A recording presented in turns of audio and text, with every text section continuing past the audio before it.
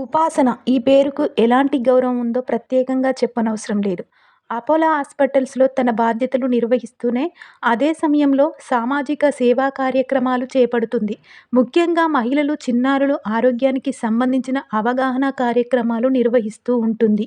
అయితే రేవంత్ సర్కార్ తనకి బాధ్యతలు అప్పజెప్పడంపై తన ఎక్స్ వేదికగా రియాక్ట్ అయ్యారు ఉపాసన. సీఎం రేవంత్ రెడ్డి ఇచ్చిన ఈ అవకాశం తనకు గౌరవాన్నిచ్చిందంటూ తన పోస్టులో రాసుకొచ్చారు. అంతేకాదు ముఖ్యమంత్రి రేవంత్ రెడ్డి గారికి కృతజ్ఞతలు తెలిపారు ఉపాసన.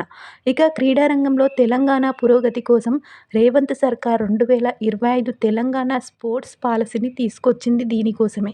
స్పోర్ట్స్ హబ్ ఆఫ్ తెలంగాణను రెడీ చేసింది. ఈ సంస్థకు చైర్మన్‌గా సంజీవ్ గోయంకాను నియమించింది. కో చైర్మన్‌గా ఉపాసనకు బాధ్యతలు అప్పజెప్పింది.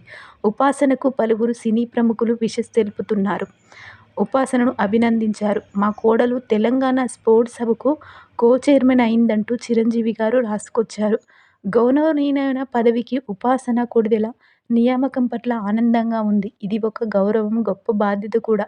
డియర్ ఉపాసన, మీకున్న నిబద్ధత, ప్యాషన్‌తో క్రీడల్లో దాగి ఉన్న అపార ప్రతిభను గుర్తించి ప్రోత్సహిస్తారని, ప్రతిభావంతులను అగ్రస్థానంలో నిలబెట్టడానికి తగిన విధి విధానాలను రూపొందించడంలో నీ వంతు కృషి చేస్తావని ఆశిస్తున్నాను.